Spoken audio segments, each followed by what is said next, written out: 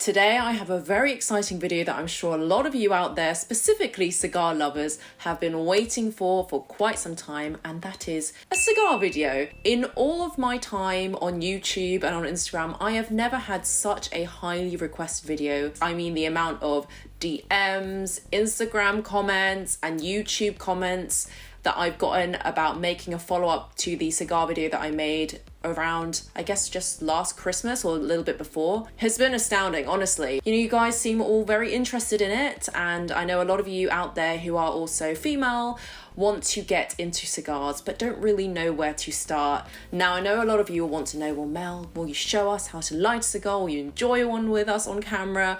Of course, the answer is yes, I will absolutely do that.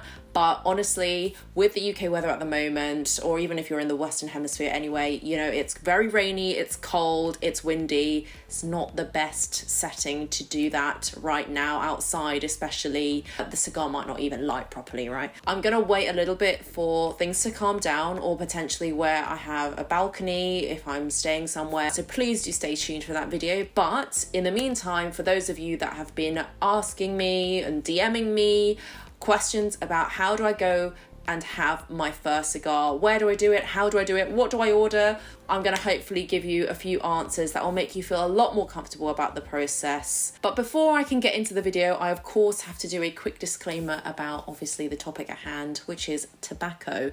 And while obviously I want to share my passion for cigars, I must urge you, if you are under the legal age wherever you are, please save it until you meet that age requirement, because obviously this is for adults who know the full risks involved. All of the advice I'm going to give you is basically proceeding with a little bit of caution so that you're not completely out of pocket, that you don't go in with like a super hyped expectation of how things will go. But anyways, enough of that admin business. Let's go into the ways that you can enjoy your first cigar. So in my mind, there are three main ways that you can enjoy your first cigar.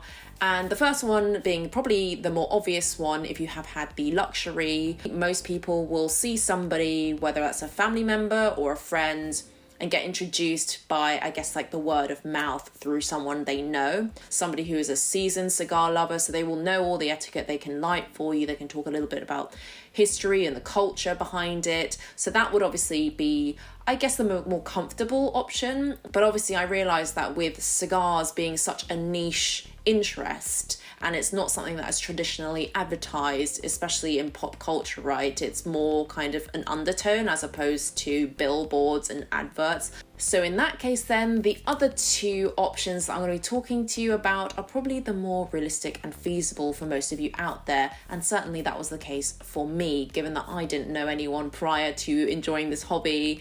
The second option is that of going to a cigar shop, preferably one with a cigar lounge. Now, there are many reasons why I suggest going to a cigar shop with a cigar lounge specifically. So just to rattle off a few, obviously, number one, this is a very, very involved, all senses experience. You really must experience all of the selection in front of you. You really want to make that first experience special, and I do think it will be special if you go to a cigar shop. Go and speak to a sales associate who really knows their stuff, who can really advise you on the palettes that you maybe like without having any ambiguities if you were to do so by yourself through your own independent research. Everybody is super passionate about the topic at hand. Everybody is so willing to help you. The second benefit is that you get to see the wealth of selections that they have on offer, whether that be Cubans, as most people go for, or the wealth of New World cigars that I personally really also quite enjoy. And also, obviously, the benefit of the lounge, meaning that you can smoke and enjoy your first cigar there. Also with, I guess, the help, or in some cases, supervision of someone experienced, because usually at these cigar lounges, if you buy the cigar from the shop, they will offer to light it for you. You can have a wine pairing or a cocktail pairing, or even some complimentary tea and coffee they usually have, and you can watch and you can learn, and that is honestly the best way to do it, in my opinion. There's something just not quite the same about watching someone on YouTube light a cigar versus someone doing it in front of you. It's also because they have the ventilation systems that mean that you don't leave smelling completely of ash. Sometimes you don't want to also sit outside in the cold like now I would at home. So, you know, these cigar lounges are totally equipped to be you know, a safe haven, I suppose, from the elements and also from the smells. Some of my recommendations for those of you that are based in London are as follows. So I would say number one, I'm obviously going to be super biased because I love shopping at this place. I frequent it almost on the weekly at this stage, but it's Harrods. They have a cigar lounge. It's rather on the DL, so I'm hoping by sharing this, you know, it's not gonna be super rammed, because nowadays it's getting quite rammed. I don't know what's going on, but it's a Casa del Habano, and it's basically a shop and an adjoining lounge. It is wonderful because you can obviously smoke what you purchase, but you can also get drinks sent from the Baccarat bar, which is around the corner. And they also offer you, I think, complimentary tea, coffee, waters as well. And also, I believe you can redeem your cash reward points on cigars. And that became my second home very quickly. The Ritz has a great cigar lounge. I've had impeccable service there. They give complimentary nibbles, which are honestly divine. They also do an amazing cocktail list, which I would also highly recommend. There's a restaurant called the Colony Grill, and they have a bar, I believe the Magritte bar, which also has an adjoining cigar lounge or terrace where you can enjoy a cigar. That actually leads on to another point, which is kind of like any restaurant which has a terrace where you can obviously smoke a cigarette. Your chances are, more often than not, if you were to ask politely, be able to smoke a cigar. But just be aware that obviously cigar ashtrays are a little bit bigger. They may not have that, but you'll just have to make do. I almost forgot to mention, actually, one of the best cigar shops. I don't think they have a lounge, but the cigar shop that actually got my first cigar was actually the Davidoff of London. They also have a great YouTube channel, and they also have their own line of cigars. I believe they're Dominican. That's also an honorable mention because they were the first shop that I went to actually to get the first cigar. Their service was impeccable. Now, even having said that, I know a lot of people may not have access that easily to in-person cigar shops, let alone lounges. So the third option, or the way that you can enjoy a cigar, is by obviously ordering it online. Now, there are plenty websites which will sell in your local country, so I'm not going to rattle off names and things like that. Just look at reviews online where you are, and make sure that they bear the licenses for, you know, if it's for Cubans, the Habanos logo, any kind of social proofing that you have from other the creators online, influencers who also buy from them will also help you out. Don't ever go for a website that sells them apparently cheaper, because honestly, I do believe that you get what you pay for. Just make sure you do your due diligence, and that's why I highly recommend the first two options. You know, if you have a friend who smokes or someone around you that can introduce you, then they all have all the recommendations and experience points that you can obviously benefit from. And obviously the second option, if you can go in store, that's always a great way to spot any red flags, because it's right in front of you and there's kind of that sixth sense thing, right, of, well, you know, something's off. But obviously if you go to those established names, and even if they have a web presence, you should be pretty safe. There is a wealth of resources at your fingertip. The internet is your friend here, so definitely do as much research as possible. Though obviously, if you do have the opportunity to frequent a cigar shop, I would not take that experience away from you so early on in your cigar career. Definitely try and make a trip to one of them. So now that I've covered those three ways that you can go and enjoy a cigar, obviously I know the follow-up question is, well, Mel, what cigar do I pick? Given that this is your first foray into a hobby that honestly will take a few tries, you know, just to get used to it. I mean, imagine when you had your first cup of coffee, I bet you spazzed out and thought it was bitter. You probably had to go back a few times to truly enjoy it. Same with beers or whatnot, though with beers, I've never really quite come around to it. With cigars, you need to set the expectation that you're probably going to have to try it 2 or 3 times to know the kind of flavor profiles that you do enjoy. You probably want to go for something that is like the low to mid range. I would not go straight away for the Cohibas, Monte Cristos. I know a lot of you out there will want them, but trust me, you will not be able to appreciate them if you go for them first. You won't even know what you're doing, let's be honest, for the first couple of goes. So let's go through some of those recommendations. These are all kind of the low to mid tier price bracket. So what do I mean by that? That's probably going from a stick from 15 British pounds to potentially 30 pounds. Cubans, I would actually recommend the following. One of the newest ones that I've gotten in the collection is actually by a brand called La Flor de Cano. And I don't know if this is controversial or not, but in my opinion, and according to my taste bud, the closest to a Cohiba without the price tag. This is a box of 10. Obviously, it bodes well to buy more in bulk.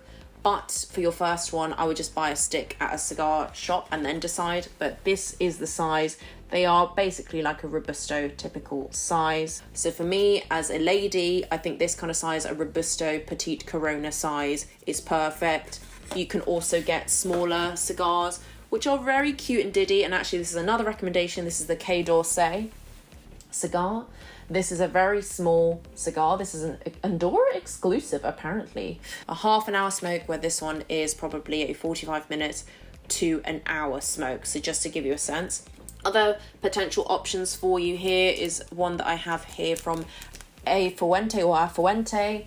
That is also a Cuban. It comes in this packet. This one is also quite a nice light to medium. I would say more on the medium size smoke. So I do have some cigars in my collection, and my boyfriend also shares them as well, which are more full bodied, but I personally still stick with the light to medium or more medium bodied. Other Cubans that I'd suggest, but I don't currently have right now in my collection, are, you know, if you want to go with the top 4 prestigious brands, like obviously you've got the Cohiba, the Monte Cristo, the Partagas, and the Romeo and Julieta. Of the lot, I think the Partagas and Romeo and Julieta are the more affordable ones. When I say affordable, they're about £30, I think, on average. Depends on the size, honestly, depends the size, where you buy it, who you ask. But I would say Romeo and Julietas are potentially the more inexpensive of the 4 prestigious brands. And I actually, when I went to Cyprus on holiday and I had a cigar maybe for the 4th or 5th time, you can actually get there a Romeo and Julieta for, I think it was like €10 or €15 at the time. So that is a pretty good price. I would also suggest, just as my final Cuban suggestion, the Fonseca route. And actually, I think that may have been my first cigar, if I remember correctly. So those are a few names out there that you can always drop. So in terms of New World recommendations, the ones that I currently have in my collection are new purchases. So I haven't smoked them myself, but they were very kindly recommended to me by my sales associate at the time in the store in Denmark that I was in. It was called Macanudo. It's truly an experience, and they have a lounge downstairs, which sadly I did not get to enjoy, but I definitely will again if I go sometime soon. So some of the recommendations, which are all kind of in the Robusto size, you will see. You've got the own brands of Macanudos here. This is the Inspirado. I've got another Macanudo, I think, as well, if I'm not mistaken. Oh, it's actually here. So this is also a Macanudo. Then what else? We have the Placentia. This is called Fat Bottom Betty, and it's got a very, very cool artwork. I do love these New World artworks. This one is called Oliver. This one has a torpedo shape. Obviously in another video I can always cover the different shapes. I'm not necessarily the authority that you want to hear about these kind of things, but if you do, let me know. Then we've got a couple of the Vega Finas. Vega Fina is a really good, inexpensive brand I would recommend if you're just starting out as well. And then this one, what an amazing thing of beauty, to be honest. The packaging on this one is the RP. It's the 60-year anniversary edition, and this one I believe goes all the way from full bodied to light, if I'm not mistaken. So this one is going to be very cool to enjoy. So those are the new purchases that are New Worlds. Obviously I can, once I smoke all of these, give you better indication as to which ones I like and are worth the money. After you smoked and had a great experience, hopefully, then I would say, you know, if you are really, really sure and certain that you want this cigar hobby to continue, only then I would start investing potentially in small pieces of equipment. So what I mean by that, so obviously you're probably going to have a lighter at home. Matches are great if you want to smoke indoors. Lighters, obviously gas lighters, are better if you are smoking outside because of wind and everything. So you probably want a cigar case. This was kindly bought for me by my boyfriend. And this, obviously, you can put your different cigars into this pouch. This one can hold 3. Other things to invest in is a cigar cutter. You want to start getting things like the humidity control sachets. So this one's by Boveda. You will see this a lot. If you buy cigars, your shop assistant, your associate, will pack this for you. Cigars need a certain humidity for it to stay fresh and not also dry up. I've seen personally firsthand what happens when you take a cigar out of its nice humidity controlled environment, and you put it out in the elements, it will dry up, it will crack, it will be completely unsmokable. So they always have to be, I think, a humidity around 60 to 80-ish%. When the hobby gets a little bit more advanced, you can purchase for yourself a humidor. This is a humidor box that I believe contains around, it has a capacity of 50 to 70 cigars, depending on the size of it. And then obviously you get a sense of the the humidity percentage on the front. And also what's great is that they have a drawer that you can put all of your knickknacks to light and enjoy the cigar. And also what's helpful is they have a drawer underneath where you can put the humidity control fluid or sachets, so that if it wavers above or below a certain amount, you can always top it up. So those would be my recommendations, but only until you absolutely know this is a hobby you want to enjoy long term, because obviously these are not cheap. So I think that covers everything that I wanted to talk about in this video. I'm sure there are many, many more questions that you might have, so please feel free to leave them down below. If there are enough demands, I will, I guess, make that into another set of videos. This could be a series. I hope this was helpful. I hope you enjoyed it. Thank you as always for watching, and I'll catch you in the next one.